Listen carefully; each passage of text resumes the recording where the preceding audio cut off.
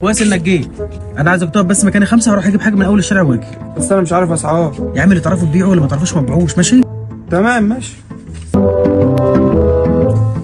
حبيبي يا عم يوسف. معلش الخرده ليك والله. خد يا معلم دي الفلوس اللي بعت لك بقى كلها. بس يا عم حاسب يا عم انت هتضحنا. بقول لك ايه بحق هو ده بكام؟ ب3. بعته ب5 كسبتك 2 جنيه وبحق ده بكام؟ ب5. بعته ب3. يا عم خلاص مش مشكله مش فارق. هو كده خالصين. يلا عايز حاجه مني؟ وبحق الايس كريم اللي كان في تلاجة بكام؟ اللي كان موجود كان ب10.